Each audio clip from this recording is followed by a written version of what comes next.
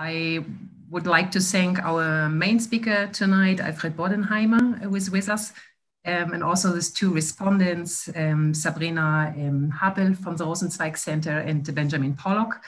And Vivian, the floor is yours. Please go. Thank you very much, and a warm welcome to this third annual Else Lasker-Schüler lecture.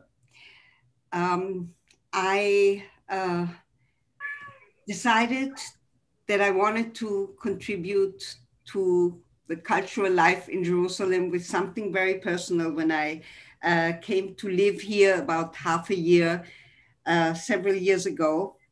And I had the idea when I went to my father's grave on the Mount of Olives, and realized that his grave is about 50 meters next to Else Lasker-Schüler's.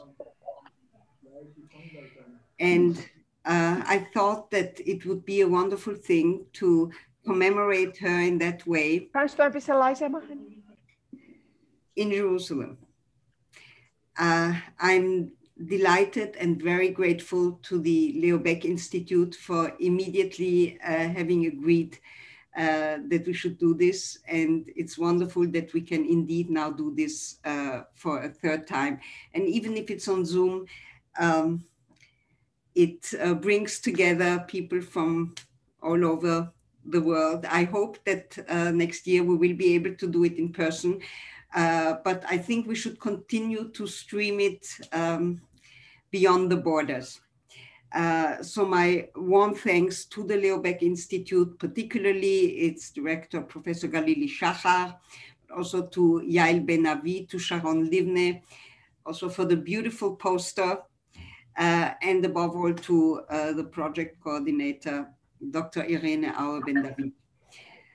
I want to thank, as you just did, Professor Christoph Schmidt from the German department at Hebrew University, and Professor Benjamin Pollock, director of the Franz Rosenzweig Minerva Center, and the coordinator of my institute in Antwerp, the Institute of Jewish Studies. I also want to welcome very warmly my students of the course that I'm currently teaching at the Hebrew University, a wonderfully inspiring group with whom I discussed texts by Else Lasker-Schüler this year. And finally, my very special thanks to Professor Alfred Bodenheimer and the two respondents, Dr. Sabrina Habel and Professor Benjamin Pollock. The topic of today's lecture and its keyword, anti-Semitism, might seem surprising to those who know Else Lasker-Schüler as this eccentric poetess writing love songs to God, to her lovers, and to the wild Jews, the biblical authentic Urjuden, which she contrasted with the assimilated bourgeoisie of her own environment in Berlin. Lasker-Schüler was indeed often situated by her critics in a realm not of this world and outside historical time, in a sphere of eternal poetic truth, a realm oblivious of the cultural, political, and social realities of her day. But her desire to escape from the here and now that is so often expressed in her poetry was not only the expression of a deep metaphysical suffering, but also a political protest against the historical conditions of her times. Alfred, we are very grateful that with your attention to a little-known text on anti-Semitism, I had never heard of this text, so a text written in Jerusalem in the last week of life. I'm grateful that you introduce us to this often neglected side of Else Lasker-Schüler, and we are very much looking forward to your talk. So we will start with the main lecture by Professor Bodenheimer, and then there will be the two respondents. So I will briefly introduce Professor Bodenheimer, who is, since 2003, professor for the history of religion and literature of Judaism at the University of Basel. He was previously rector of the Hochschule für jüdische Studien in Heidelberg, and from 2010 to 2012, the first Jewish dean ever of a theological faculty at a European university, the University of Basel. He wrote his dissertation on Else Lasker-Schüler, just as I did. The title of his dissertation was Die auferlegte Heimat, Else Lasker-Schülers Emigration in Palästina. He did his postdoctoral studies at the Franz Rosenzweig Center, worked at Bar-Ilan University, the University of Lucerne, and wrote his Habilitation at the University of Geneva, titled Wandernde Schatten, Ahasver, Moses und die Authentizität der jüdischen Moderne. His many publications focus on various subjects of modern Jewish literature and history of religion, among them Haut ab, die Juden in der Beschneidungsdebatte from 2012. He's also the editor of Sebastian Münster, der Messias-Dialog, der hebräische Text von 1539 in deutscher Übersetzung, published in 2017. And he's also a prized author of a series of criminal novels, krimis, featuring as protagonist Rabbi Gabriel Klein, and he also crafted a number of radio plays based on those novels. And we just heard that there is a new one in the making. Alfred, please. Thank you very much, Vivian, for this nice introduction, for the invitation. Thanks to everyone participating this evening from the active side, from the listener side. And I will actually go straight into what we want to talk about tonight. We concur, of course, with sports, the Euro and politics, the swearing in of the Knesset, a new government tonight, probably, at least. And I'm so glad you all made it here tonight. So Else Lasker-Schüler did not have to first experience her expulsion from Germany to Switzerland in spring 1933 in order to begin addressing anti-Semitism explicitly. Her first text to deal expressly with the problem of anti-Jewish pogroms is her one story, Davino von Barcelona, the miracle rabbi of Barcelona. Actually, I also will share my screen, not to forget this, so you'll see all the texts that I want to show you afterwards. Another important work which dealt with anti-Semitism now in half imaginary setting of 19th century Westphalia, which was much closer to her biographically, was the drama Arthur Hieronymus und seine Väter, Arthur Hieronymus and his fathers, published in 1931, for which she was awarded the Kleist Prize in Germany in 1932, but which could not be performed there anymore before the Nazis came to power. So it was performed only in Switzerland in 1936. We'll hear about that in a minute. The play, as well as the story of 1921, demonstrate how Christian fundamental distrust of Judaism bears within itself the permanent potential of actual persecution. During the first years after her emigration to Switzerland, explicit references by Else Lasker-Schüler to anti-Semitism in Germany are hardly to be found in statements intended for a larger public. This may also have to do with her precarious situation as a refugee in Switzerland after 1933, not only economically and legally, but also with regard to her literary reputation. At the latest, when the staging of her play Arthur Hieronymus und seine Väter was cancelled in 1936 after only 2 performances at the Zurich Schauspielhaus, she had to understand that all allusions to the persecution of Jews or the need for reconciliation between Christians and Jews were unwelcome in her country of exile. Jakob Welti, the reviewer of the Neue Zürcher Zeitung, criticized what he perceived as a tendency of the play in line with contemporary events, although it had, after all, still been written and published in the Weimar Republic. Welti wrote that no wave of the wooden mallet, or in German, kein Wink mit dem Holzschlägel, would have been needed to point out to a Swiss audience the need for confessional tolerance. There exists 2 letter drafts by Else Lasker-Schüler to the Neue Zürcher Zeitung, where she tries to counter Welti's statement that she tried to express a sort of ideology or Weltanschauung in her play.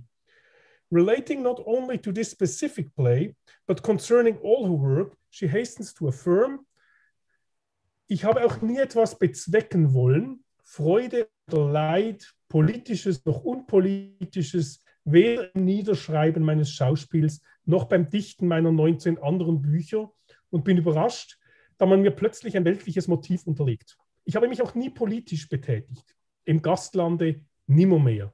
Aber es liegt mir fern, angesichts großer Politiker mit der Tatsache, mich etwa zu rühmen, noch reinzuwaschen.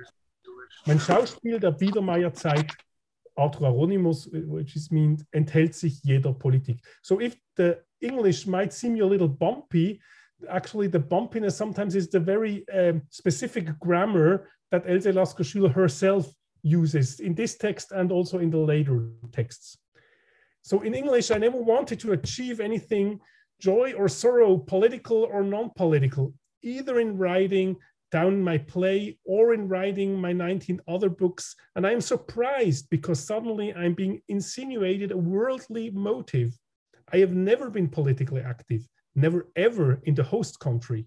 But far be it from me, in view of great politicians, to boast about the fact not to wash myself clean. My play of the Biedermeier era abstains from any politics. Even if ever she did send a letter of that kind to the Neue Zürcher Zeitung, there was no reaction to it, let alone that it would have been published. Andrea Kraus rightly remarks that what was expressed in Welti's article was a fundamental unwillingness of Swiss cultural policy in the 1930s to be instructed by emigrants in questions of resistance against anti-Semitism. As hard as it may have been then for Else Lasker-Schüler not to be able to return to Switzerland from her 3rd visit to Palestine after the outbreak of the war in 1939, as she had done after her visits in 1934 and 1937, life in Jerusalem also enabled her to express herself more openly about the problems of her time. There was no legislation, nor was there any unspoken agreement within the cultural sphere prohibiting her from uttering political views publicly. Even if, in fact, there was not much of a chance for her, an elderly German language poet, to become widely renowned in Jerusalem or Palestine, there existed a principal possibility to publish.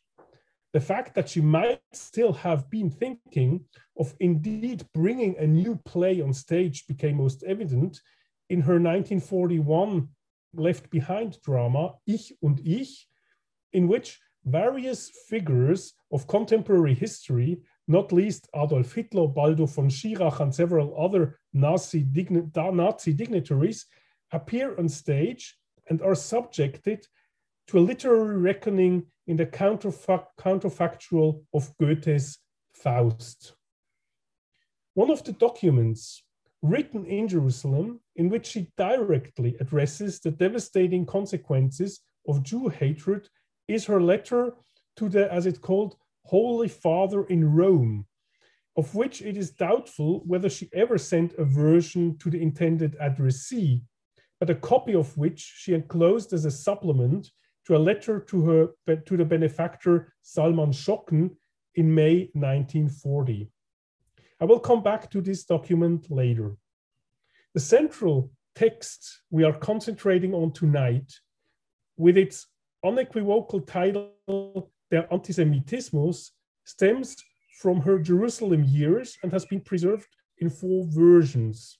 The editors of the Kritische Ausgabe, critical edition of Else Lasker-Schüler's work, estimate that the text was written in 1944, since the last 2 versions contain the remark that she left her friends in Berlin about 11 years ago, for etwa 11 Jahren, which quite certainly is a hint to the date of her emigration from Germany to Switzerland in 1933.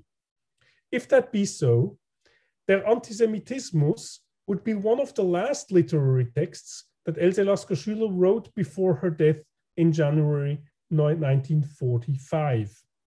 15 years later, in April 1960, the most elaborate of the manuscript versions served as a template for the publication of the text in the Mitteilungsblatt of the Irgun Olei-Merkaz Europa.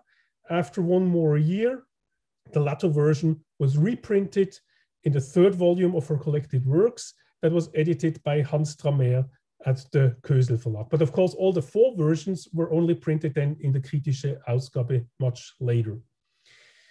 The first and shortest, in fact, fragmentary version of the texts begins with a paragraph that basically, in a modified manner, repeats itself at the beginning of every version. I quote it here from the first version. Gehört zur Erbschaft. So the title is der Antisemitismus, and then it begins with gehört zur Erbschaft, eine Eigenschaft, die erblich, die man erbt, ein Unvermögen. Ein Unvermögen, an dem der Erbende verarmt. Oft nimmt dieses echte Unvermögen den ganzen beglückten fleischigen Kassenschrank des Erbenden ein, sein gut versiegeltes Herz, oder es verschwendet so im Vorbeigehen mit seinen bleiernen Talern bewerfend. Die Ärmsten, die Unschuldigsten, die Wehrlosesten trifft so ein harter Schnitt. So in English, belongs to the inheritance, a property that is hereditary, that one inherits, an incapacity that impoverishes the heir. Often, this unreal fortune takes up the whole happy flesh, save of their hair, of the hair. This well-sealed heart is squandering it so in passing, throwing his leaden thalers. The poorest, the most innocent, the most defenseless are hit by such a harsh insult. The first sentence of this quote has been modified a bit in the later versions, and in the 3rd version appears in the wording that I have chosen as the title of my lecture. Ihn, den Antisemitismus, erachte ich für ein Erbteil vom Vater auf den Sohn. Or in English, antisemitism, I consider it an inheritance from the father to the son. There are more and more significant changes to this first paragraph in the following versions, but the essence remains the same. Antisemitism is an inherited hatred, leading the heir himself to moral bankruptcy. The first version is the only one where the poet plays with the German word Unvermögen, which is correctly translated as incapacity, but actually has the notion of unfortune. Vermögen being fortune, Unvermögen, unfortune. So that it becomes clear that the negativity of the inheritance as a kind of stamped fortune consisting of latent thalers becomes a heavy burden for their heir, at least as much as for his victim. It seems crucial, though, to understand that the designation of hatred as a transgeneral inheritance can hardly be isolated from the cultural associations that Else Lasker-Schüler at the time of the Second World War probably connected with the German notion of Vererbung, inheritance, which in German as well as in English has not only a legal but also a biological connotation. Veronika Lipphardt has stressed that in the decades after 1900, question of inheritance was the most important question of research in biology whatsoever, laying the foundation for racial legislation and finally the politics of extermination of the National Socialists. The whole discourse about Vererbung, connecting the notion of inheritance with genetic makeup, had been crucial for the classification of societies for decades when Else Lasker-Schüler wrote her text. But there is another literary association to the word Erbe or Erbschaft that cannot be ignored. Else Lasker-Schüler, as I have mentioned before, had written her contrafactual Faust play, Ich und Ich, a few years before. She can hardly have written about an inheritance that goes over from father to son without remembering the famous lines in the night scene in Goethe's play, where Faust sits in his study in face of all the worthless objects once belonging to his late father and talks exactly about that kind of inheritance. Was du ererbt von deinen Vätern hast, erwirbe es, es zu besitzen. Was man nicht nützt, ist eine schwere Last. Nur was der Augenblick erschafft, das kann nützen. What from your father you've inherited, you must earn again to own it straight. What's never used leaves us overburdened, but we can use what the moment may create. This translation is not mine. Seen in this context, hatred as an inheritance from father to son is not at all a deterministic way of thinking and acting over from generation to generation as it might be in the biological way. It is rather a subliminal potential that you have either to dispose you of or that will be reactivated and refilled with theology again and again in order to unfold its devastating effect. Accordingly, each generation, as much as some may rely on the overwhelming determinism of genetics, bears responsibility for the reenactment of antisemitism. By defining the inheritance rather as an incapacity of the sons to keep together their latent thalers instead of throwing them on others, meaning to master their destructive instinct, Else Lasker-Schüler unmasks the hatred as a symptom of weakness to resist the deep-sitting desire to abdicate personal responsibility. The end of the short first version gives a concrete picture of antisemitism that the writer herself had to experience as a child. Ach, wie oft hörte ich mit dem Ranzen auf dem Rücken noch 8-jährig zur Schule gehend aus höhnisch verzerrten Straßenkind. Jud, Jud, hast Speck gefressen, etc. Spuck ut, Spuck ut. Ich schlug mich jedes Mal mit der Schar, nicht ein Haar auf dem Kopf blieb übrig.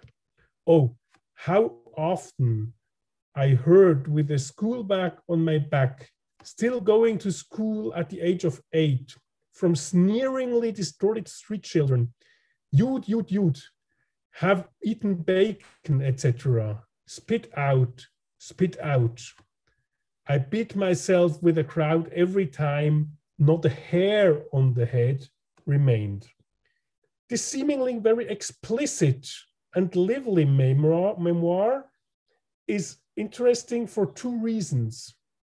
Firstly, it is the only one within the 4 versions that contains the scene of a fight of the writer in her childhood against other children who tried to humiliate her as a Jew. Although it doesn't become clear on whose head no hair remained, we get an idea about what the old sick poet, who by then had been living on the run from the murderous antisemitism of her homeland for more than a decade, wanted to remember in connection with antisemitism in her youth, and what also might have been one of the driving forces to write these texts, defending Judaism against antisemitism. Secondly, it becomes clear that these street children who are mocking the little girl seem to do so without any deeper sentiments of hate. Their insult sounds somewhat harmless. It seems as if they have realized that it is adequate to yell at Jews and call them names, but they are not really able to fill their aggression with more concrete content than mocking the Jew for her not eating or eating the ritually forbidden pork.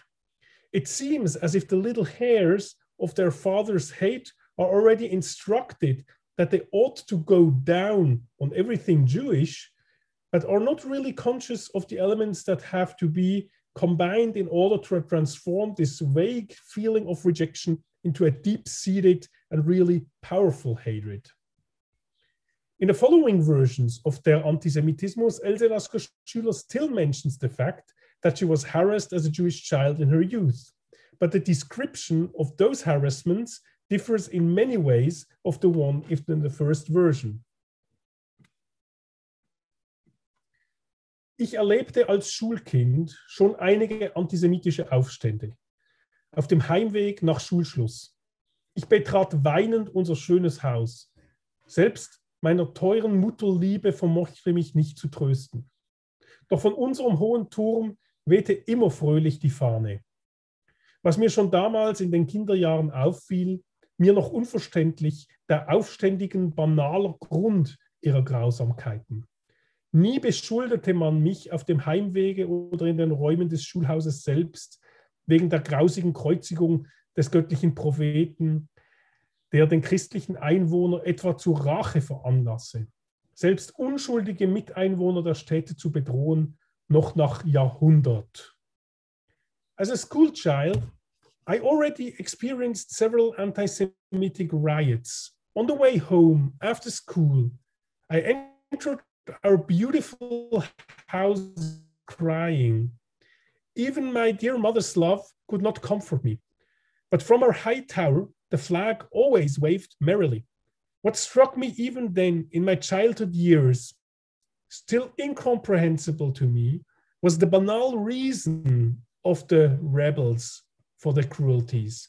They never accused me on the way home or in the rooms of the schoolhouse itself because of the cruel crucifixion of the divine prophet, who would cause the Christian inhabitants about to take revenge, even to threaten innocent fellow inhabitants of the cities still after century. The change in tone is remarkable. First of all, Else Lasker-Schüler here uses the word Aufstände, riots, to describe the behavior against her when she was a schoolgirl, which moreover she now describes as Grausamkeiten, cruelties. Moreover, the confrontation won't end in a scuffling among children, but in frustration, defenselessness, and escape of the Jewish child. As a matter of fact, it is hard to still identify the cruel rioters as children at all. The reason for the hatred is called banal, and now different from the first version, the not so banal and well-known reason for Jew hatred that haunted Europe for many centuries is also called by name. It is, again, as in her earlier texts concerning the issue, Christianism in its most intolerant and narrow-minded form. In this context, it is worth returning to Else Lasker-Schüler's letter to the Pope from 1940, mentioned above. There she turned especially against the notorious blood libel and took it as a symbol for reproaches against Jews that, according to her opinion, would have to be confronted openly by the Pope. Ich bitte den Heiligen Vater, den Völkern zu erklären, dass wir in Jeschurun oder wo, in welchem Lande auch, nie im Leben ein Jude oder eine Frau eines Juden je Christenblut getrunken haben, noch je ein Kind geschlachtet haben zu Ostern. Wir, die wir ein kleines Ei verboten zu genießen, befindet sich ein kleiner Tropfen Blut in ihm. I ask the Holy Father to declare to the nations that in Yeshurun or wherever, in whatever country, never in life, a Jew or a Jew's wife ever drank Christian blood, nor ever slaughtered a child at Easter. We, who are forbidden to enjoy a small egg if there is a small drop of blood in it. Now, though, in her text on anti-Semitism, Else Lasker-Schüler does not content to relate to the medieval excesses of classical anti-Jewish bias in Christianism, but she directly addresses its basic anti-Jewish tendency, which goes back to the Gospels of the New Testament. Here, it seems, she believes the notorious inheritance of anti-Semitism to have found its most sophisticated and seemingly waterproof ideological and religious basis. Of course, this idea was anything but new, but in the context of Else Lasker-Schüler's work, it has a special importance. Many years before, she had repeatedly described Jesus as a kind of Jewish identification figure. In different texts that were gathered in a prose volume Konzert of 1932, Jesus is mentioned in various ways, always in positive connotations. The most impressive occurs within the short text Sankt Laurentius that had first appeared in 1928, a memory of a yearly Catholic procession in her hometown Elberfeld, which later became a part of today's Wuppertal, when she was a child, where inner Christian confession conflicts spilled over and were directed against the Jews. It's a little longer quote.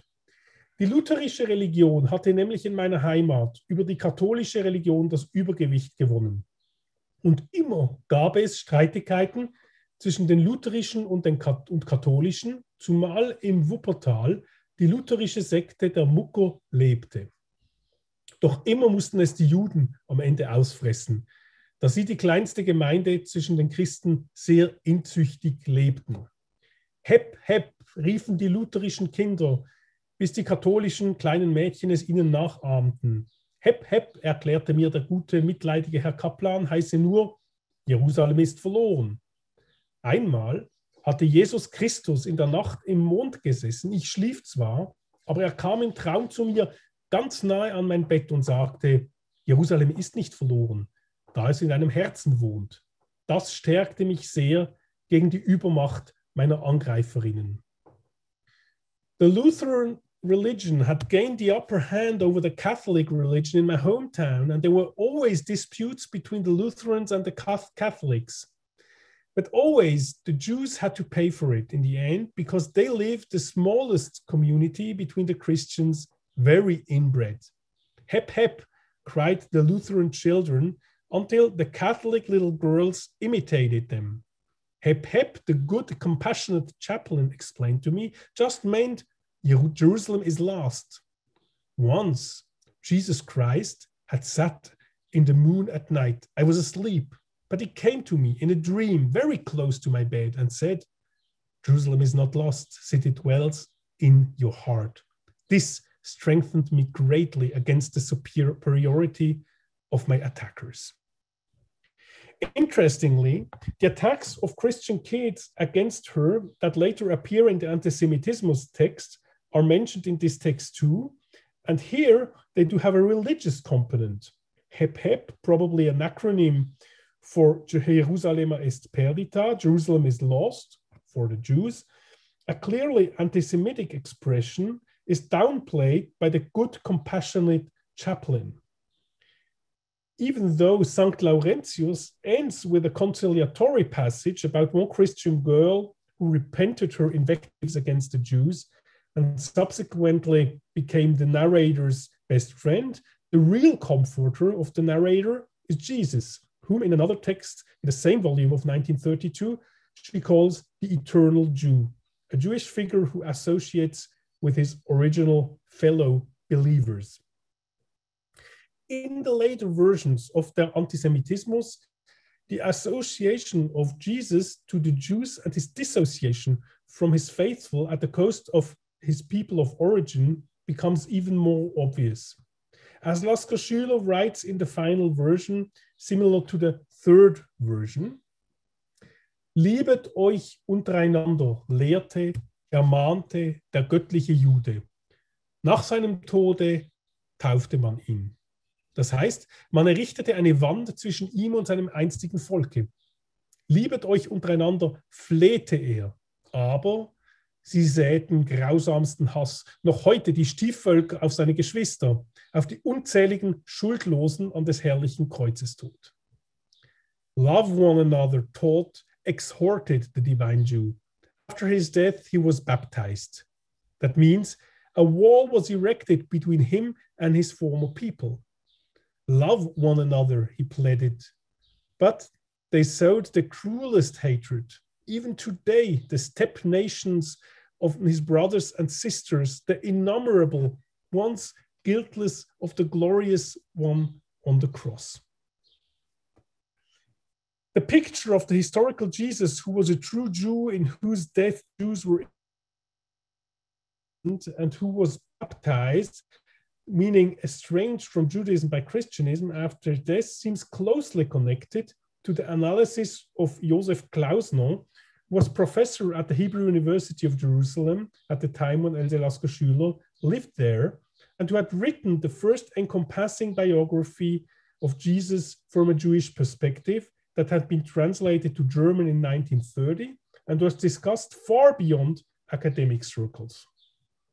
Two letters that Else Lasker-Schüler wrote to Klausner in September 1940 clearly hint that she tried to get hold of a copy of his book.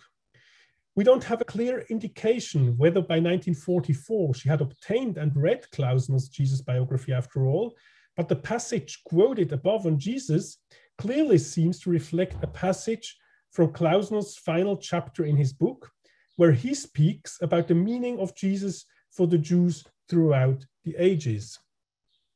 This is from the English translation that was even translated before the German one of Klausner. Jesus was not a Christian, but he became a Christian. His teaching and his history have been severed from Israel. To this day, the Jews have never accepted him, while his disciples and followers of every generation have scoffed at and persecuted the Jews and Judaism. So you see the similarity of what Else Lasker-Schüler says to this statement of Klausner. There is, though, one detail in the second version of the Antisemitismus convolute that did not make it to the later versions and seems revealing. There, when she writes about Jesus' futile exhortation to love one another, she adds, aber genug davon. Ich möchte mich auch nicht mehr ereifern, da der Antisemitismus nicht auszurotten ein Kind des Hebräertums imstande. But enough of this. I also do not want to get carried away, since a child of Hebrewism is not able to eradicate anti-Semitism.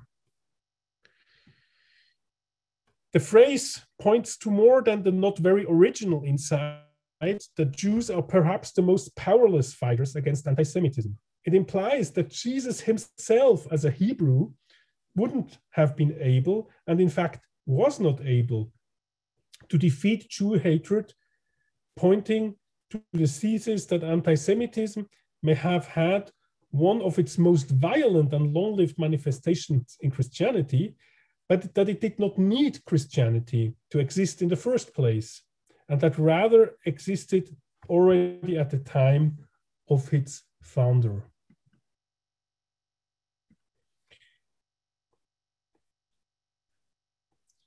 After all, the banal reason that Else Lasker-Schüler had already diagnosed as the basis of hatred for the rioters in her hometown Elberfeld proves to be self-referential, and every ideology it makes use of appears to be only a pretended one, costuming the primeval urge to hate.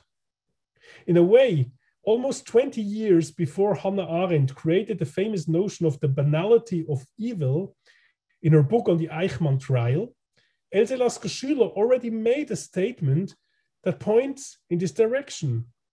For her, though, the banality of evil does not express itself in the procedure of bureaucracy leading to extermination of European Jewry, as Arendt found it embodied in Eichmann.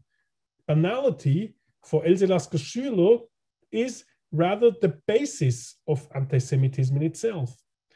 It is the still immature legacy from father to son that steadily searches for new rationalized forms of formulation according to the respective offers of social and ideological context.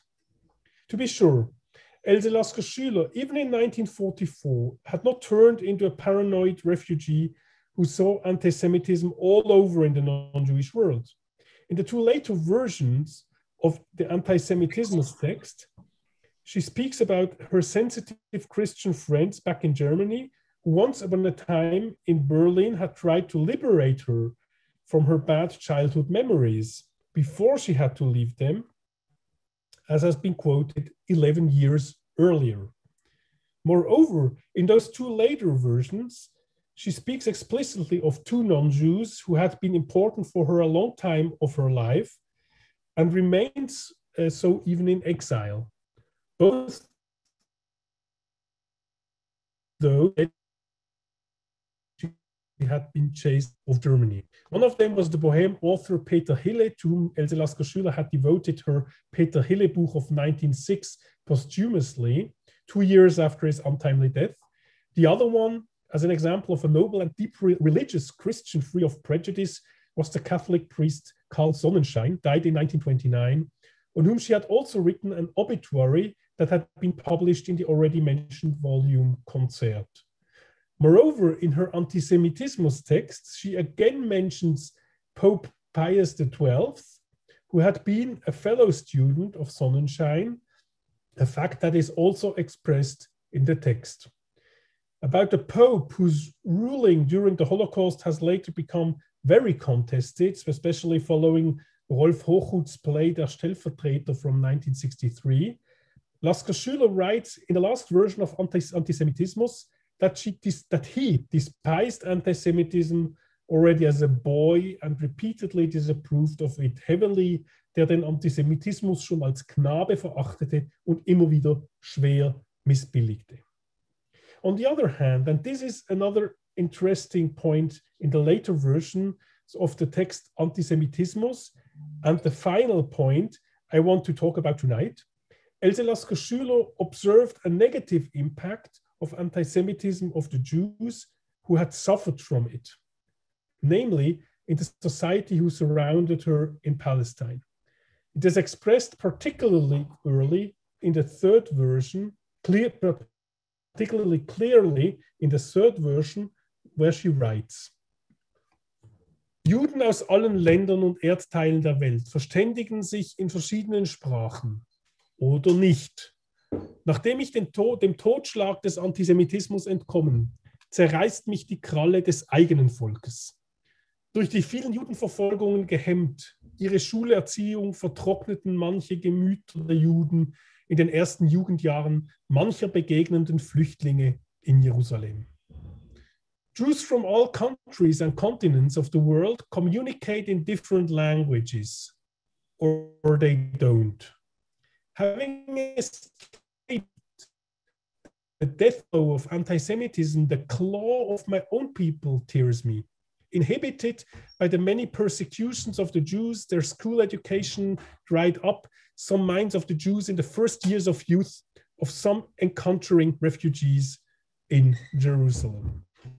Else Lasker-Schüler's short remark may be based on personal disappointing experiences, but in general, her analysis that the trauma of persecution shaped the Jews around her as individuals, as well as society, goes deeper. In fact, it recalls Anna Freud's theory, first published in the 1930s, of the identification with the aggressor, that remained an ongoing subject of research and became even more relevant throughout the post-Shoah period, especially in the works of Jewish researchers of Austrian and German Jewish descent, like Otto Kernberg or Arno Grün. Fighting anti-Semitism, one might conclude, means also fighting the traces of anti-Semitism in the Jewish psyche of those who escaped and survived. Else Lasker-Schüler connects the inhibition, die Hemmung, that anti-Semitism has evoked in its victims with a lack of their capability to fulfill the elementary biblical command of loving one another, the command she ascribes to Jesus, but that she also sees as the basis rule of life according to Judaism. Therefore, anti-Semitism, as an expression of the banal form of the inability to love one another, threatens to become an inheritance from the father to the son, not only in the tradition of the perpetrators, but also of the perpetrated. This was especially true following the deadliest threat Judaism had ever faced in its history. Else Lasker-Schüler never was and never pretended to be a straightly political thinker, nor did she claim to have psychological skills. Still, in her highly literary text, Der Antisemitismus, which she wrote as a suffering and sick old emigree in Jerusalem, and which went through a number of versions in which she stressed different questions with different emphasis, opens up some intriguing insights into simplicity and complexity of anti-Semitism. Unfortunately, not losing their clarifying and relevant character even today. But beyond the intriguing details that can be discovered in the 4 versions of this text, it can be read as a kind of personal testament. The last 2 versions contain a poem with the title Mein Sterbelied, My Death Song, not identical with a much shorter romantic poem of the same title that had appeared in her early volume Meine Wunder of 1911. It is clearly a poem of parting, and even though it does not relate directly to the subject of anti-Semitism, it reinforces the impression that a few months before her passing away, Else Lasker-Schüler summed up her life as a life that had always, since the years of her childhood and up to the last days in Jerusalem, stood in the shadow of the one overwhelming hatred. 2 stanzas of the poem Mein Sterbelied read as follows. Es blühen in meiner Stube deine Lieblingsblumen zwischen Immergrün und meinem Rosmarin. Doch alle beglückenden Farben seit meines Lebens Anbeginn aus meinem Leben entfliehen. Blossoming in my parlor, your favorite flowers between evergreens and my rosemary, but all the enchanting colors since the beginning of my life have fled from my life. Since the beginning, had read on the background of Else Lasker-Schüler's lifelong self-image as a poet and a painter, looking at the interplay of black, white, and colors, as it also can be found on the beautiful invitation flyer to today's lecture, we might be starting to read her texts and to look at her pictures with an even deeper look, searching for the poet and artist who tries to hold together the enchanting colors of life whose threatening flight from her own life she has recognized since childhood. Her final message, though, the last sentence of the last 3 versions of Der Antisemitismus, is not one of defeat. It rather consists again of the one sentence that she saw as the only remedy against the haunting hereditary hatred that had poisoned the life of generations and her own. It is the main message she ascribed to Jesus, whom she regarded as the prototype of the ideal Jew, and it consists of 3 words only: Liebet euch untereinander, love one another. Thank you very much.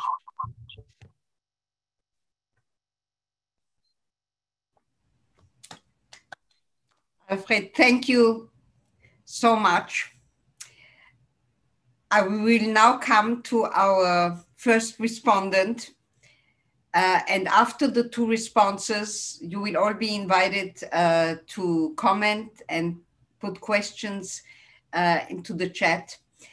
I'm now introducing Dr. Sabrina Habel, who studied philosophy, sociology, and modern German literature in Tübingen.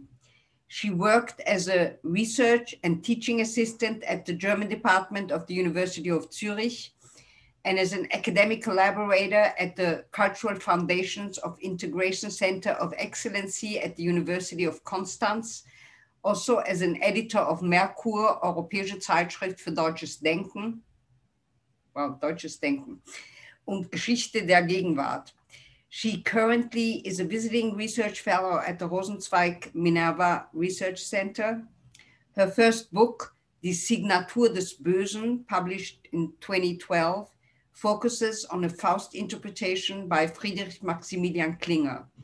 Her dissertation deals with the German and Jewish playwright Karl Sternheim and his poetics of the social, his notion of comedy in relation to his philosophical and historical explorations of Germany's Jewish culture.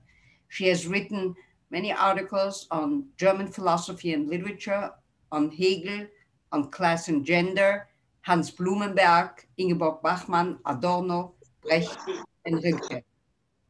Sabrina, please. Thank you very much, Vivian, for this warm introduction, and also for the title I'm still working on. I'm not yet doctor.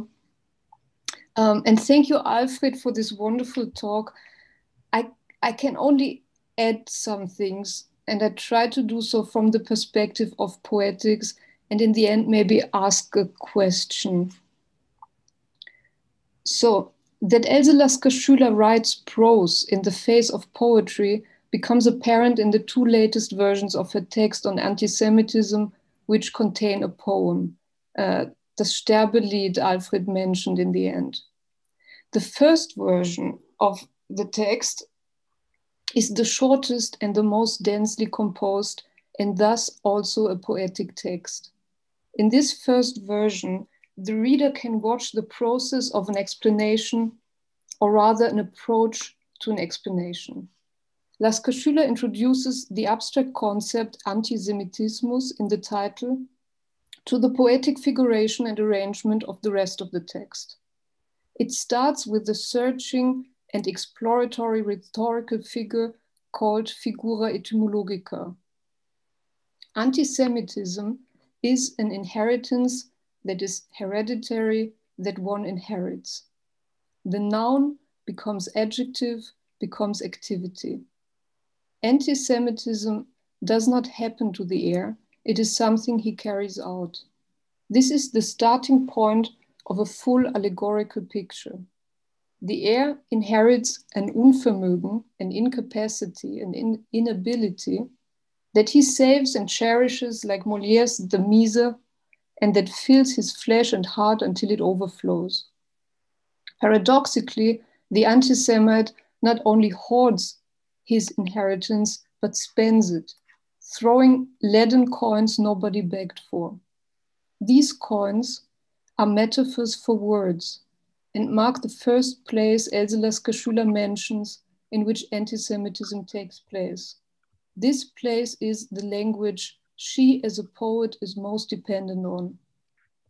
That words are like coins, real or counterfeit money, that they are symbolic representations circulating in society, new or worn out like coins, is an old metaphor, a topos. Also, that the words of literature are rich and even abundant like pearls or gold. Anti-Semitism casts words that are insults, cheap and heavy like lead. Lasker-Schüler's text escapes the leaden heaviness of its subject by shifting images and following associations and ambiguities. She never wanted to write about her feelings, Lasker-Schüler continues in this first version, but, quote, a lyrical poem is poured from above, invisibly, inaudibly into the heart of you, the poet, and me, as if into a bowl.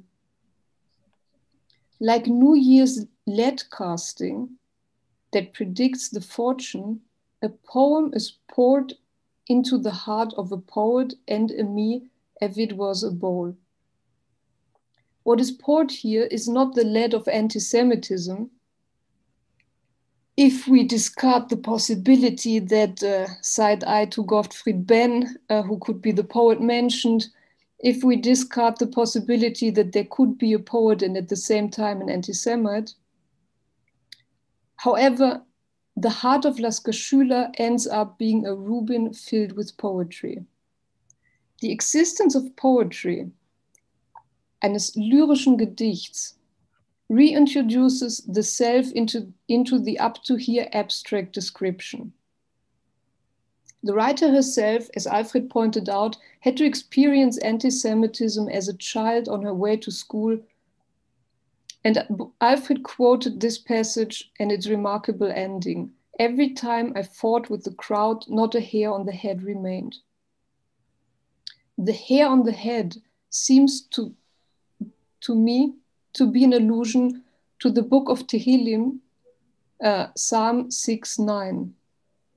There it says, I read it first in German, then in English, zahlreicher als die Haare auf meinem Haupt sind, die mich grundlos hassen. Mächtig sind, die mich verderben wollen, die mich ohne Ursache anfeinden.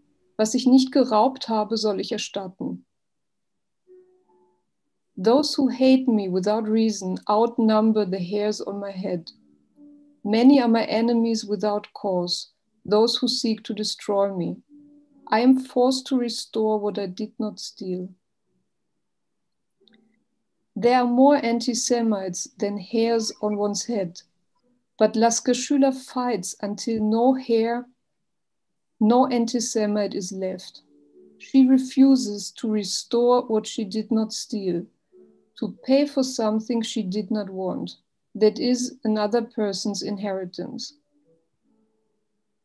The rest of the psalm also seem to have inspired parts of Lasker-Schüler's text, the impoverished, hurt, and broken voice of the poem, and the role Israel could have played as another inheritance.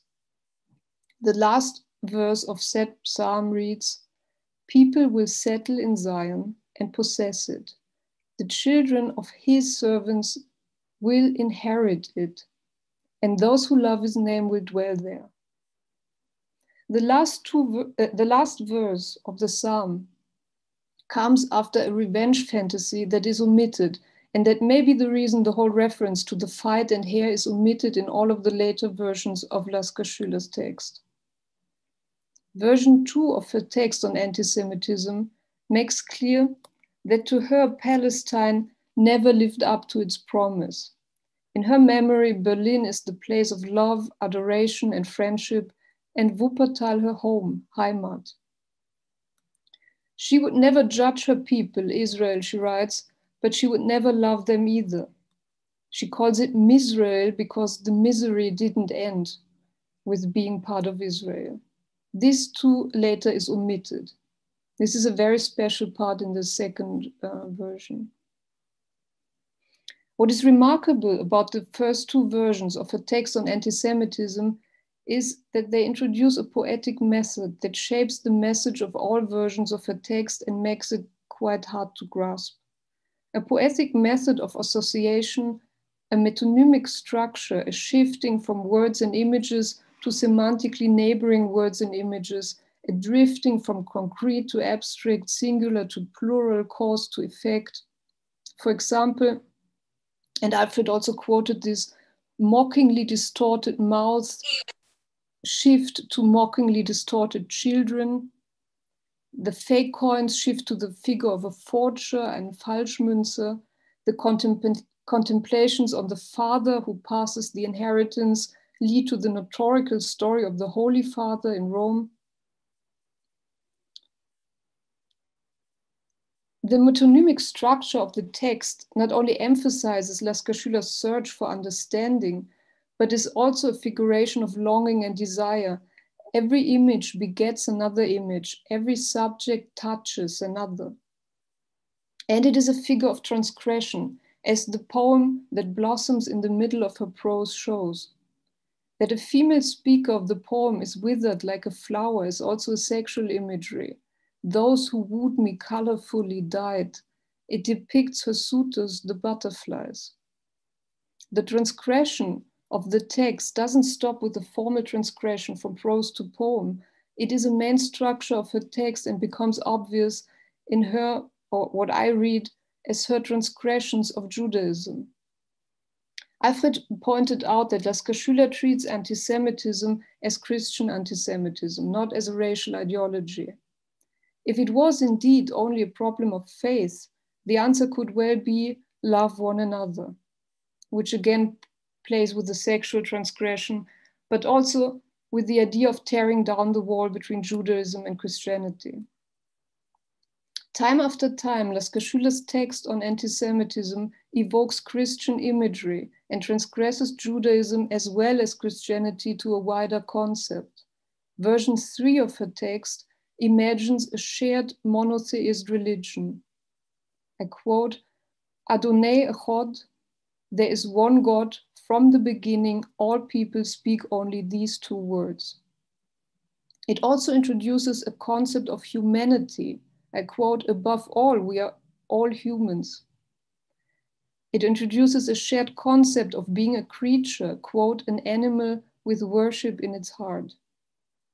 And it introduces the idea that there is only one heaven, there also is only one shared land, a blue land like the blue flower of German Romanticism.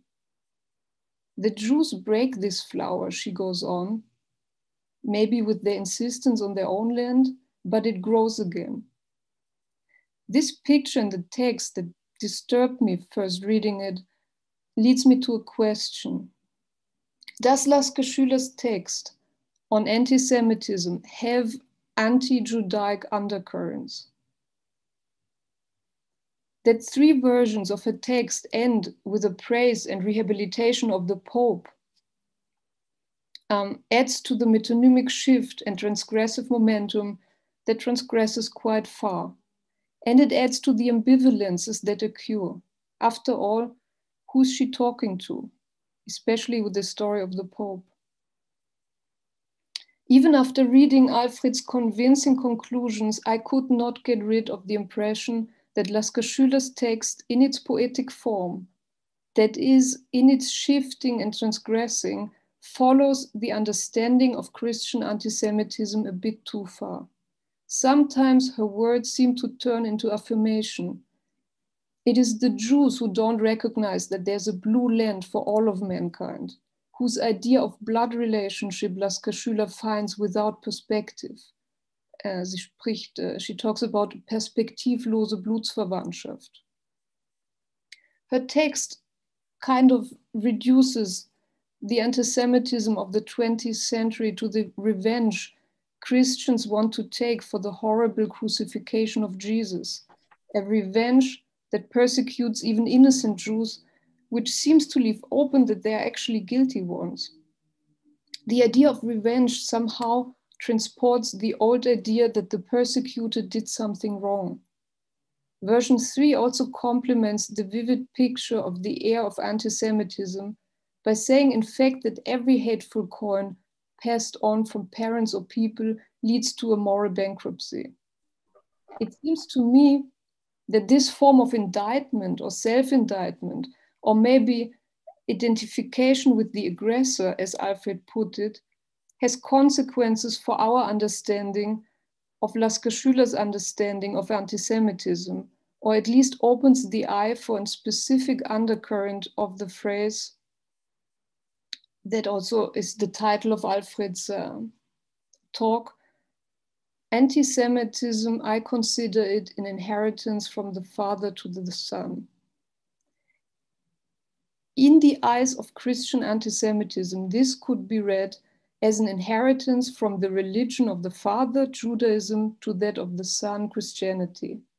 That is, something inherent in Judaism, maybe even originating there, in a religion pictured by Christian anti-Semitism, a religion of revenge. This interpretation is not mine, and it's not Lasker-Schüler's. She even tries to counter it by calling Judaism and Christianity a sibling and not a father-son relationship. But it still seems to linger in the words, prone to be activated by the same audience that might embrace her story of the Pope. This undercurrent is an effect of the poetic form of her text that opens it to interpretation, and an effect of the specific ambivalences and shifting meanings and transgressions. The transgressive moment became most apparent to me in a passage that to all three monotheisms might sound a bit blasphemic or Chilul Hashem.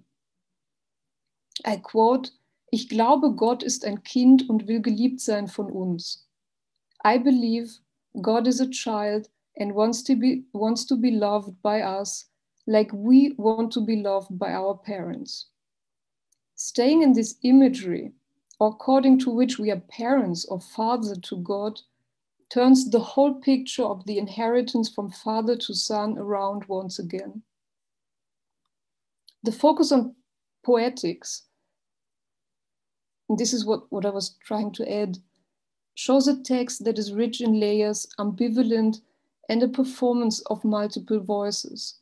The voice of a poet and lover, of someone who creates God in his own image, the voice of someone who sides with Catholicism and someone who sides with Judaism, of someone who refuses to take sides, of someone who is proud of the Zionist project, someone who defends his former life and friends, someone who is angry, and someone who is lost, verirrt, writing about anti-Semitism in any other form than the words of a poet.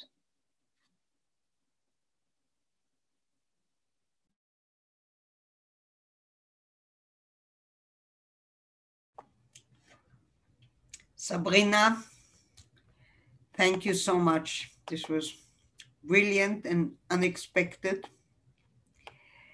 I am now introducing our last speaker and second respondent, Professor Benjamin Pollack, who is the Sol Rosenblum Associate Professor of Jewish Philosophy at the Hebrew University, where he has taught in the Department of Jewish Thought since 2015. He became director of the Franz Rosenzweig Minerva Center in the fall of 2017. Professor Pollack's field of research is modern Jewish philosophy, especially in the German context from the Enlightenment through the 20th century. His first book, Franz Rosenzweig and the Systematic Task of Philosophy, Cambridge University Press, 2009, was awarded the Salo-Baron Prize for Outstanding First Book in Jewish Studies by the American Academy of Jewish Research, and the Jordan Schnitzer Award for Best Book in the Field of Jewish Philosophy and Jewish Thought, 2009 to 2012, by the Association for Jewish Studies.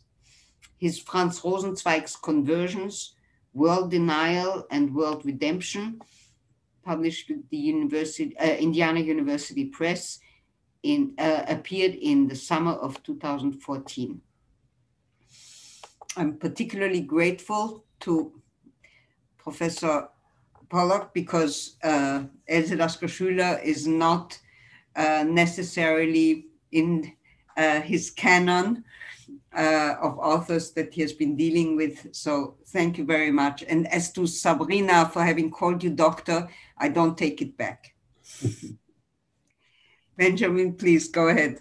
Yes, thank you so much, Vivian. I want to also thank the organizers, thank everyone, thank the participants. Thank you, Professor Bodenheimer, for such a thought-provoking talk, and thank you, Sabrina, also for your response. It was an amazing response in its own right, but it's remarkable to me, as you're going to hear, although I'm coming from a very different perspective, that there are a couple surprising shared insights that you and I both had in responding to Professor Bodenheimer's paper. Okay. Aza kamavet ahava. Love is as strong as death. So we read in the Song of Songs. And of course, this is a passage that Franz Rosenzweig celebrated as the articulation of divine revelation.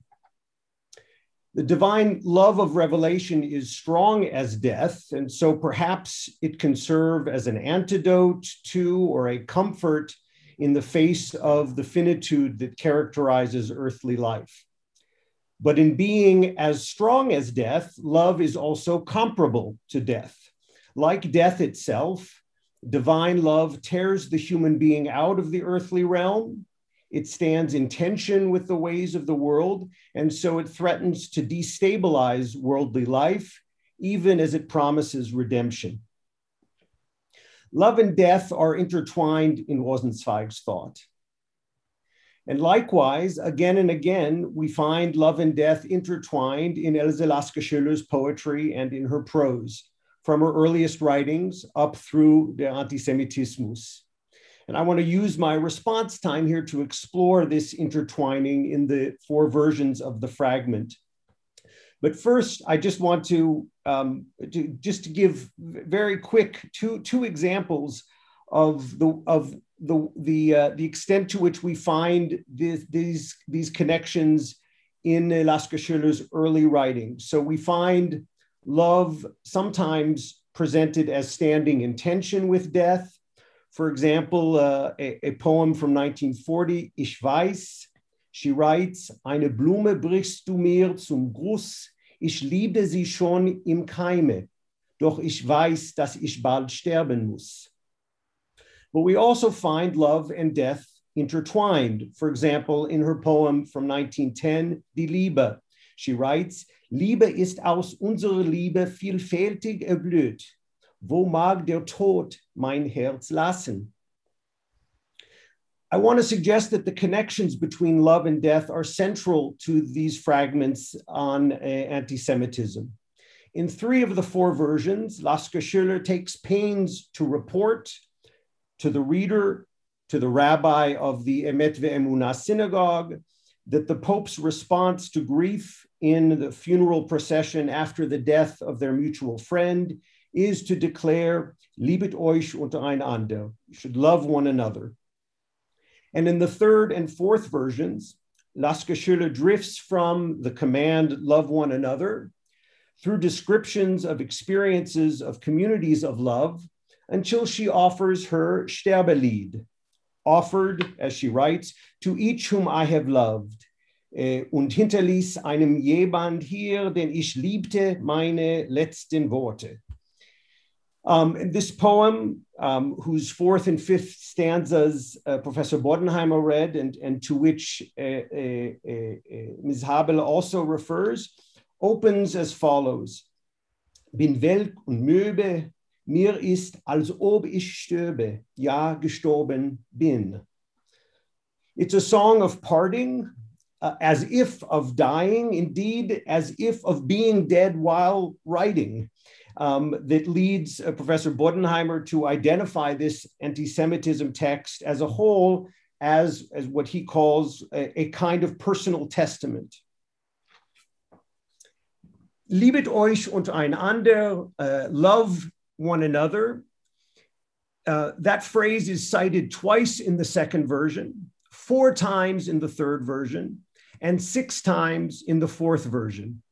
Of course, as far as I understand it, we don't have dating among them, but the experience of reading them is of increasing urgency that the reader hear or heed this command.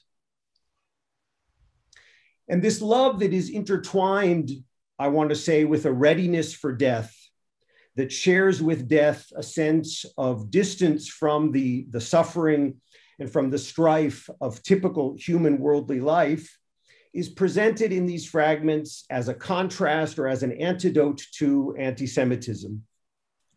As Professor Bodenheimer highlights, even in the title to his lecture, that Lasker-Schüler says of anti-Semitism, I consider it an inheritance from the father to the son.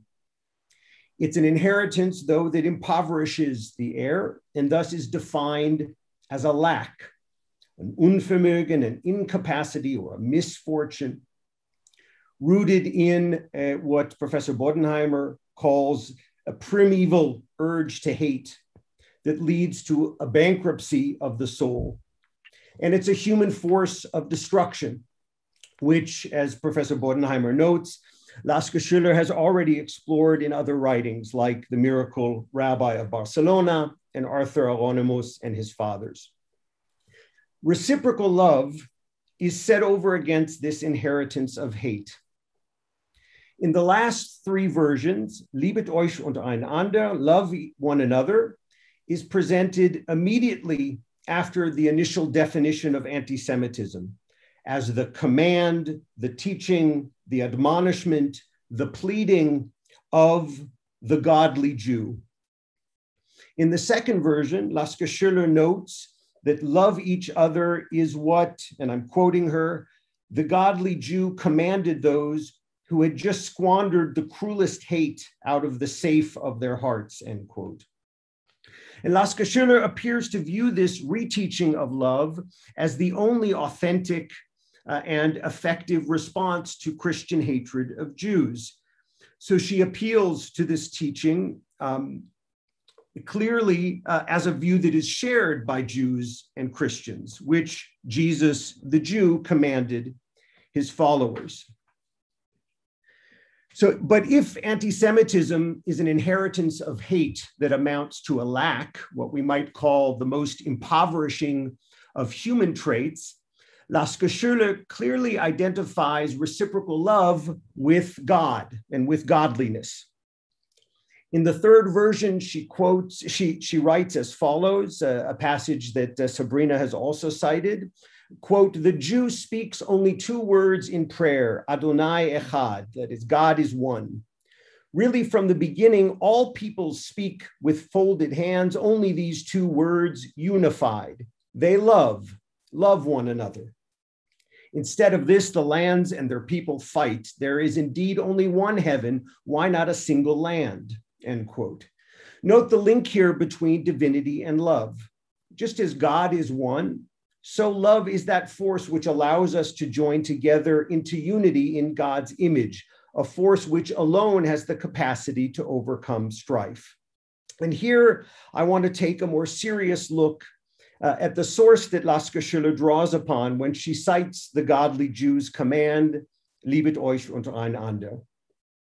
Two times each in the third and in the fourth versions, Lasker-Schüler cites this statement from the Gospel of John, followed by an ellipse, suggesting we are to recall together with it the words that follow it.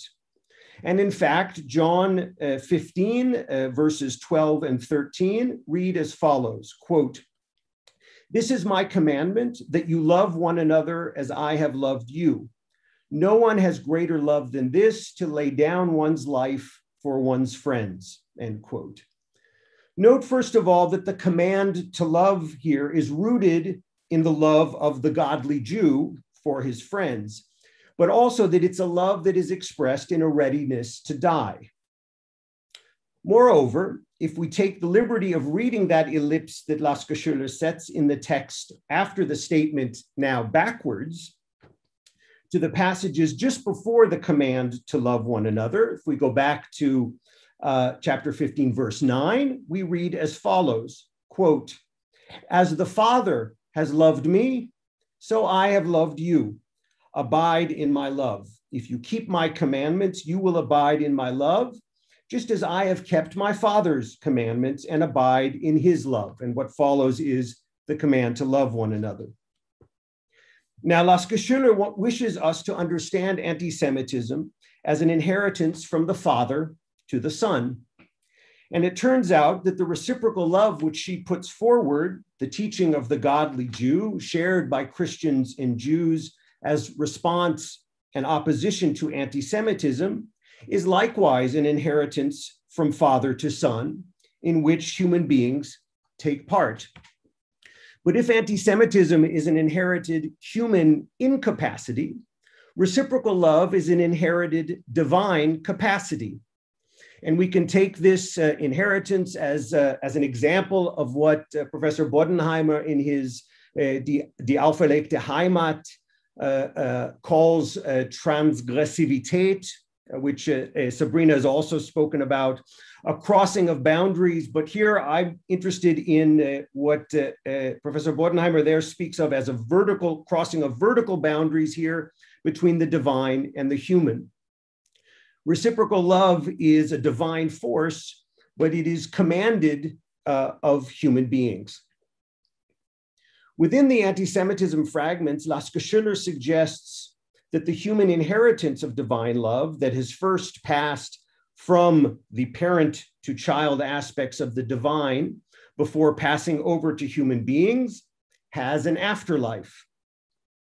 In both the third and fourth versions, after referring to difficulties that she has endured among her fellow Jews in Palestine, Lasker-Schüler turns abruptly to note what she calls the comforting, doubly gladdening experiences there. And she writes as follows, quote, "And the love of parents for their children touches the one who perceives it." She writes this now celebrating the passing on of love from parent to child that stands in such stark contrast to the inheritance of hate in anti-Semitism. Lasker-Schüler then continues with what was supposed to be a surprise, but Sabrina has beaten me to it. And she says, quote, "I believe God is a child and wants to be loved by us as we from parents, to be able to approach each other on all ways under the moon and stars and heaven." Reciprocal love in this late text of Lasker-Schüler, we thus find, is a divine inheritance we are commanded to receive as human beings, and which we have the capacity to pass on to our children and even back to a childish God. It is a love that in bringing us closer to God expresses a readiness for death, which, troubling as it may be, is presented as the very opposite of the readiness for hate. This love is the true divine capacity that is needed to oppose the incapacity of anti-Semitism. Thank you.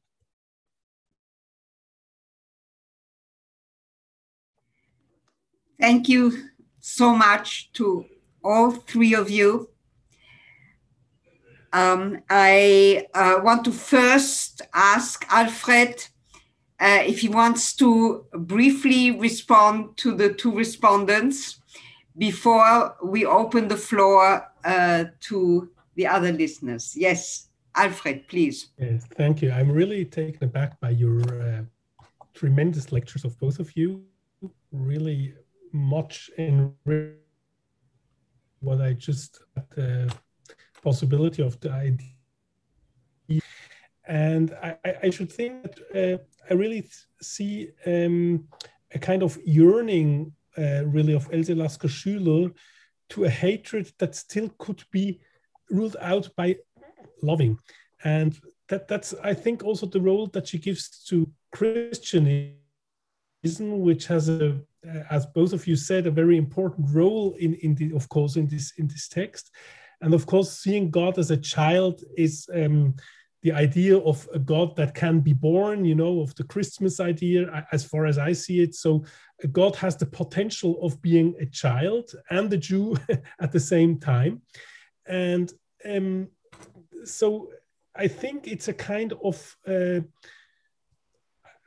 trying to put something that once at least was what she could identify as anti-Semitism, a word actually that I think she uses very, very rarely before in her work whatsoever, and also in her letters.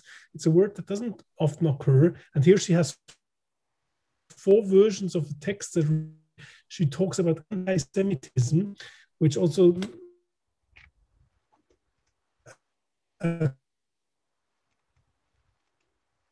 talking about only hating Jews for this or that religiously, a kind of yearning or longing for a world where you still could handle this hatred with a message that might be unifying for the world, for the people that she once knew, and for a world that she once grew up in, where it might have been mainly a religious kind of hatred. So I think in a very strange way, this text is also one of a longing for her days of youth, where everything was still kind of childish, and that has gone, you know.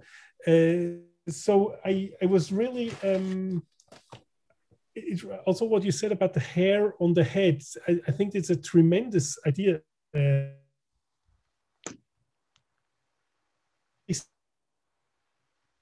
Into the of the text of reading that has become so strong that exactly the fighting of anti-Semitism should become impossible.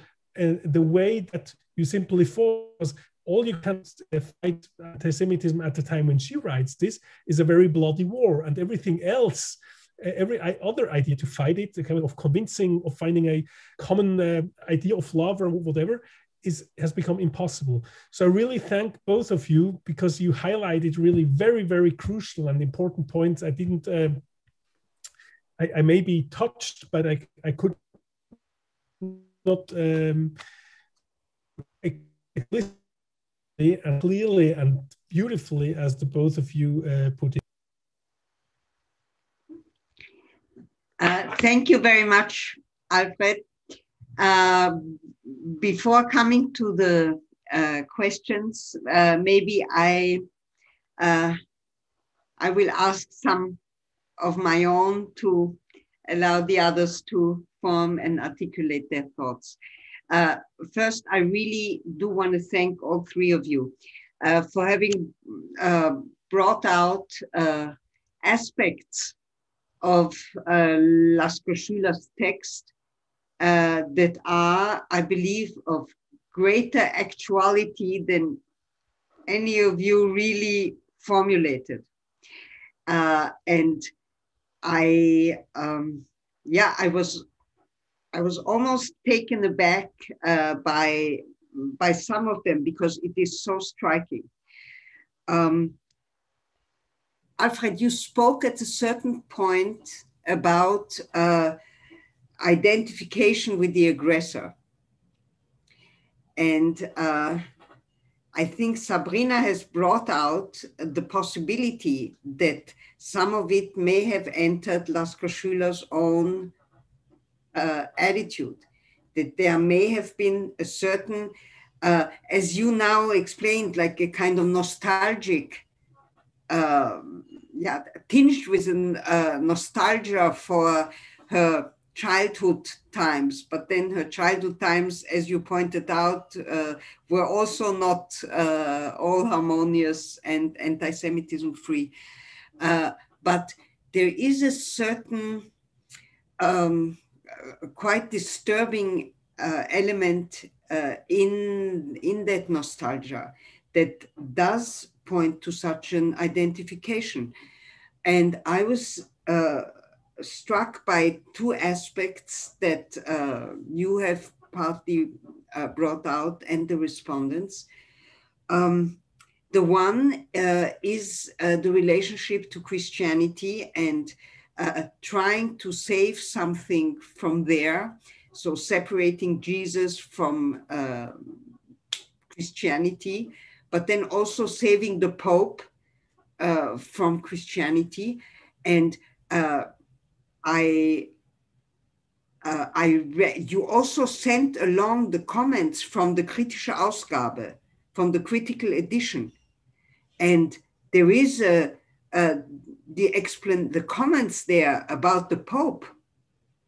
They only say that the Pope held very positive speeches about the plight of the Jews or something like that.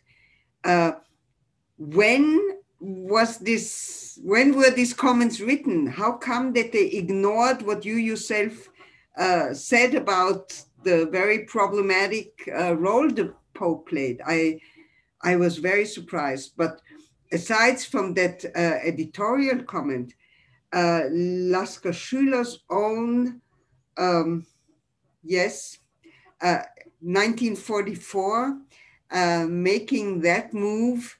So that's one thing. But then associating this with Israel, now we know that with Palestine, but then making that almost in a kind of continuity, but like her people is much better. And as Sabrina showed, making this connection with the Father and the Son, and the Judaism being the father religion. And there was something already when I read it, but when you said it now, the very term of Misrael, like Missgeburt, I just thought that this better not get into the wrong hands. This could become, in our day and age, quite a slogan. And I felt only very little bit of that kind of critique in your talk. A little there was. I felt it very strongly in Sabrina's and somewhat in Benjamin's. And and I just wanted to hear what you say about this. So, but really thanks a lot to all three of you for having brought up some obscure text from long time ago that somewhere goes to the heart of many things that we're confronted with today. Yeah, thank you very much, Vivian. Actually, I hardly dare saying it, but I mean, I also wrote my text in a specific historic context of the present, and I had a little different association. I think I was very fond of what Sabrina said of the question of how do you see the Jews of your own time with the eyes of someone who wants to put Christianism in a specific perspective. Actually, that critical edition came out, this volume came out in 2009, so not very, very long ago, not before Hochhut at least. So it's interesting, one could think about it. It's interesting you bring it up, really. The thing is that I actually kind of feel in the present Israeli discourse a kind of definition of what Judaism is that is so clearly influenced by seeing yourself as a people that has been always a victim people. Because the most of what I see today, and I don't want to become political, and I especially didn't want to become political in my talk. That's why I suppressed a few things. I only hinted at it.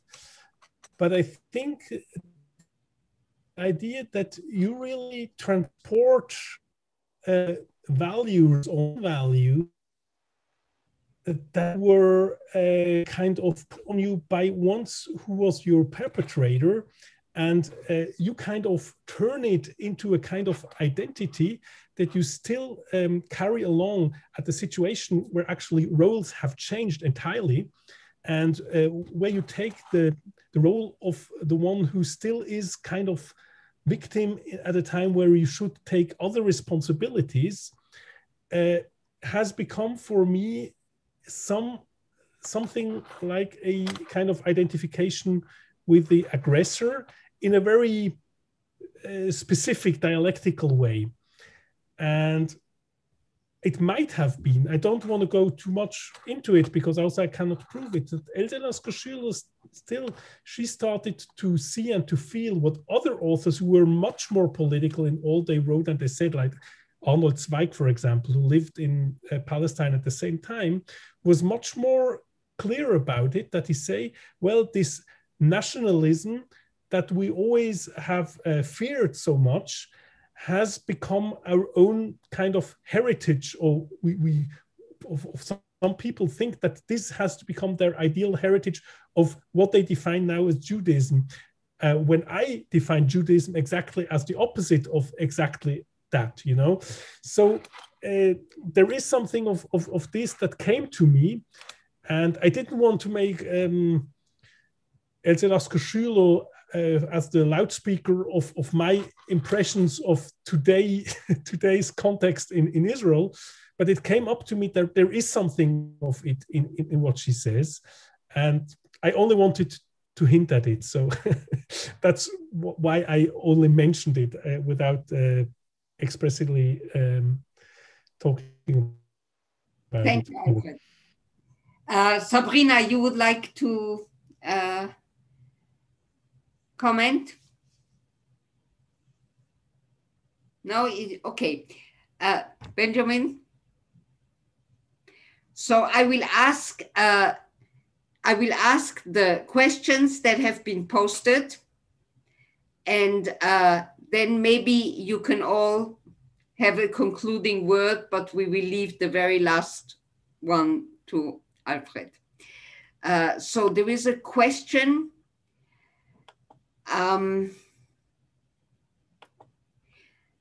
by Shmuel Yerushalmi, probably. He wants to ask Alfred if, according to his opinion, the ruling classes encouraging anti-Semitism and other forms of xenophobia do this to distract crowds from true problems and enemies of society. Well, that's a very classical idea about anti-Semitism. I think it's become much more complex today. I'm not so sure that we have ruling classes today that really try to enact anti-Semitism in the people, fearing that they might become otherwise directed against themselves.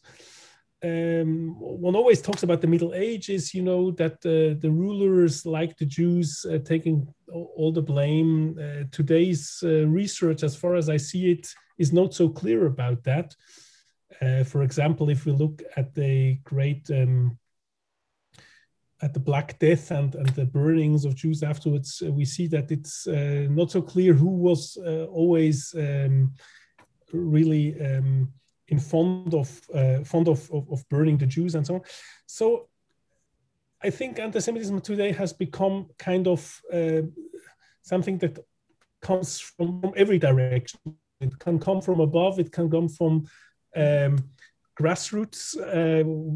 We can be whatever you want, you know. It's a perfect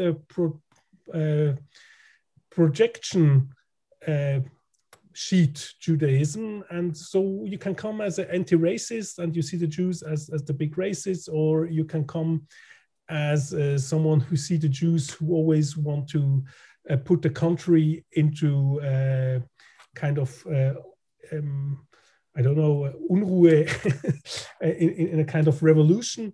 I think you can use, and I think that's what the 20th century has taught us. You can really use the Jews as a projection sheet for all you want and all you need, and you always find the right argument for it. It never lacks, and so it can be one of the forms of anti-Semitism being instrumentalized. Yes. But by far not the only one.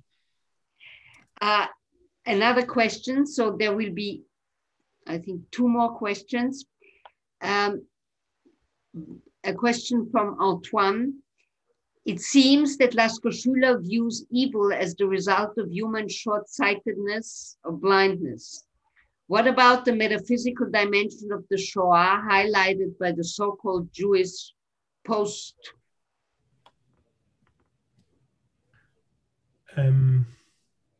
So the question about the metaphysical dimension highlighted of the Shoah. And maybe we could link this to Lasker-Schüler's, because this, I think the step Sabrina made from the father to the son, that it is something that is transmitted. Is it from human generations, or is this a kind of, does this have a metaphysical dimension? Yes. I should say something to it. Yeah, wait, I finished reading by the so-called Jewish post-Auschwitz theology. What about the responsibility of God for not preventing evil from happening? Do you think there is something of that in Lasker-Schüler?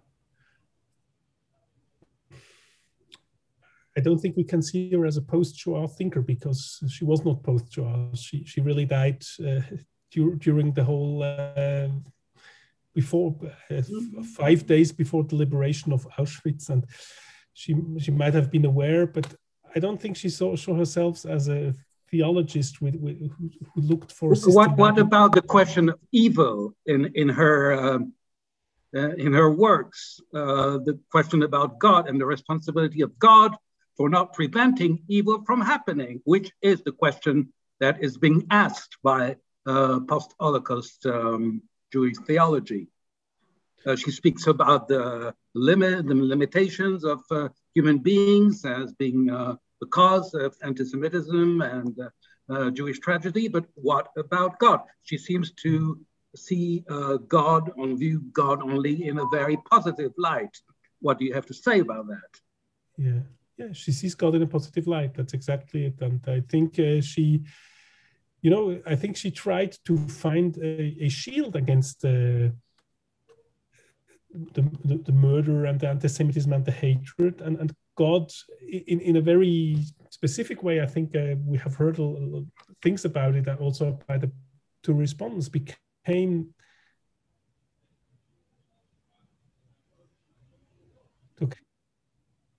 to have this shield. Otherwise, or maybe her desperation would have been even greater. I think that's what we can say to Lasker-Schüler. Of course, we can go into Holocaust theology, but it's an entirely different field that would become very, very complex. It's very interesting. I think your response is very true and also sheds light on a quite problematic aspect here, that she wants to keep her childhood God intact. Absolutely. And our last question from Galili. Galili, you want to ask it yourself? Please go ahead. And maybe you can round up the evening. Good evening. Hello, Alfred. Hi, Galili. I enjoyed the lecture very much. I put it in short. I followed the argument and also the response, and just want to ask you, what is in your view the role and the impact of the literary act itself? Because reading her Lasker-Schüler text demands us to listen, right, to certain ambivalence, ambiguities, ironies, bitter ones. Not only it's not only about comedy or laughter, although there is always a kind of echo of a laughter, demonic one perhaps in the writings. How it sheds light or put a shadow on those anti-Semitic tropes in her writing, because she is literary player, right? She's an author, and we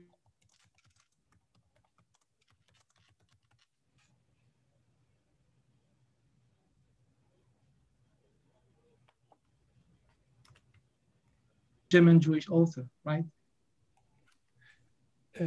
Sorry, I didn't hear part. I don't know whether it was my internet that was too weak or there was a problem with your internet. I heard the first part of what you were saying.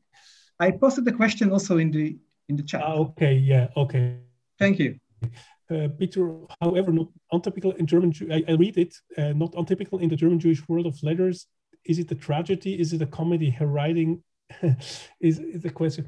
Well, I think that's really a very interesting question. You can trace it back until Heinrich Heine, who had a similar approach to those things. And you see, I think that Else Lasker-Schüler, also by irony, but also by romanticism in some way, really tried to master questions in a literary way. I think really that she saw literature also as a way not only to talk bluntly about things, but to give them a form that you can talk about them. Maybe it would, from her perspective, I interpret, of course, it wouldn't even have been possible to talk about anti-Semitism, its cruelty and its devastating history, without putting it in a form that you really can't present to someone who has to read about it and has to talk about it, because of course she also protects herself by using this language. Writing is not only writing for others, but it's not, of course, always also writing for yourself. So I think you make a very interesting point, and she sees herself by someone who doesn't want. I don't think by any means that she wants to take anything away from the dangers and the threat of anti-Semitism, but that she wants to make it in some way kind of making it possible to handle it literally. And I think there's a very, very interesting point really you make. I should think more about it, what it means talk about anti-Semitism in this way, which has a tradition, as far as I see in German Jewish writing, really. Yeah, she was not the first, and Heine maybe was one of the first who did it. Yes.